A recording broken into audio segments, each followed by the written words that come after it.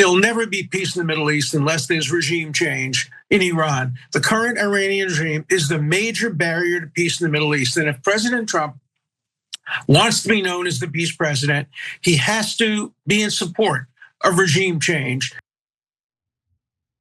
I would like to know why anyone would take any advice or consultation from the good buddy of Jeffrey Epstein, who literally volunteered to serve as Epstein's lawyer and secured that sweetheart deal with him.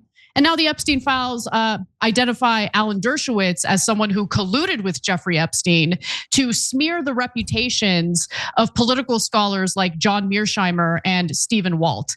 But anyway, Cenk, curious what you think. Why are we taking advice from Alan Dershowitz, especially when it comes to something like a regime change war in Iran?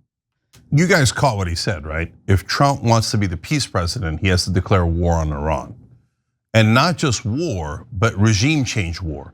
So that means simple bombing of their nuclear facilities won't cut it.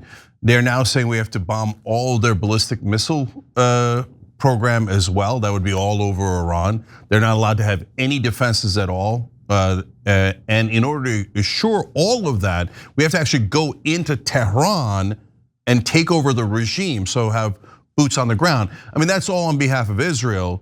Is Israel gonna do it? No, of course not. No, they're gonna make you fight that war, and they're gonna make you pay for that war. Alan Dershowitz obviously it cares only about Israel, doesn't care about America at all. So he's doing this Orwellian thing of, oh yeah, war is peace. Now shut up, you stupid Americans, and do what Israel commands of you. Otherwise, we're gonna call you all anti-Semites. And oh, by the way, my good friend Jeffrey Epstein raped all those American girls and had his other powerful friends rape those American girls. I was there, by the way. Dershowitz was there and got a massage, but he says he kept his shorts on. But to Anna's point, Dershowitz jumped in to say, oh, Epstein, you raped all those American girls, and it turns out you were helping Israel behind the scenes. I'm here to help. I'll be your defender. He didn't have to do that. He wasn't appointed by a court. He jumped in voluntarily to help that rapist, because that's who Alan Dershowitz is. And of course, his number one goal is help Israel by any means necessary. That's exactly right. Now, I want you to keep in mind how the country of Israel was formed, how that land became Israel's. As you listen to Alan Dershowitz discuss the likelihood of Palestinian statehood. Palestinians haven't earned themselves a state. They have to earn a state the way the Jewish people earned a state over hundreds of years of state building. And you can't just create a state out of nothing. And maybe someday there'll be a Palestinian state, but it can be a state without terrorists, without Hamas, and without the current Palestinian leadership. So I think it's a possible dream for the future, but it's not a reality in my lifetime. If I'm not mistaken, Cenk, I believe that the formation of Israel was created through, 3 different terrorist organizations? Yep. Like, what are you talking about? Oh, Israel earned statehood by shaking down American taxpayers, using their resources to engage in an expansionist project of land theft and genocide?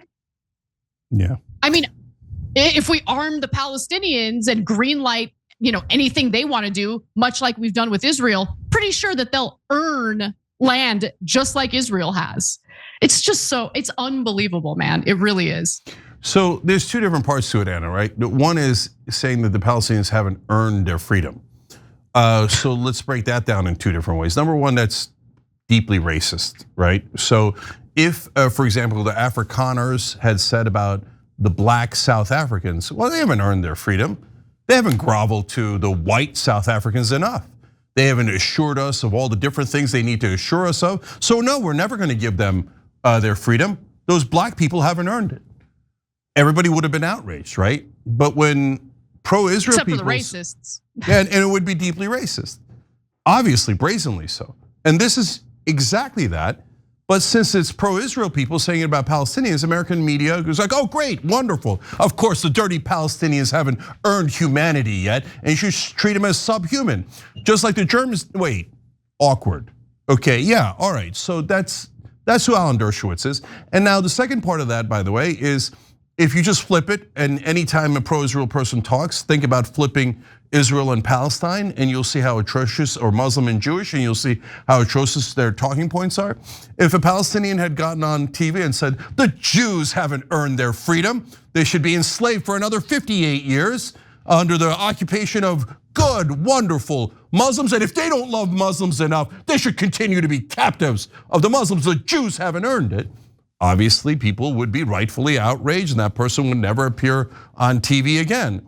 But he says it so casually about the Palestinians, and bravo, bravo, bring Alan back on. Alan, you're so smart to be so deeply racist against Palestinians. Tell us more. But there's a second part of it, which is what Anna was referring to. Wait, you should get it like the Israelis got it. Well, the Israelis got it in a couple of different ways. The three groups that Anna's talking about are Irgun, the Stern Gang, and Haganah. Three terrorist organizations. No one disputes that they're terrorists. And by the way, the leaders of those organizations became the first prime ministers of Israel. Menachem Begin ordered the bombing of the hotel, David Hotel, in that area. It was the worst terrorist bombing at that point that the Middle East had ever seen. They did terrorism over and over again against the British civilians to drive the British out.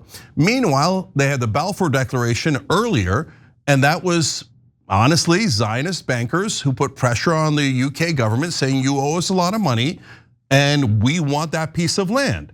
And what did Dershowitz say there? He said, you can't just create a state out of nothing. That's literally what the Zionists did in Israel, literally. At the time that Israel was created in 1948, Jewish people only owned 6% of the land, but the United Nations gifted them half the country. So, but wait, if you only own 6%, how are you gonna get up to 50%? You're gonna get there through the Nakba. The Nakba is the catastrophe, that's what it's called. That's because that was the original wave of ethnic cleansing.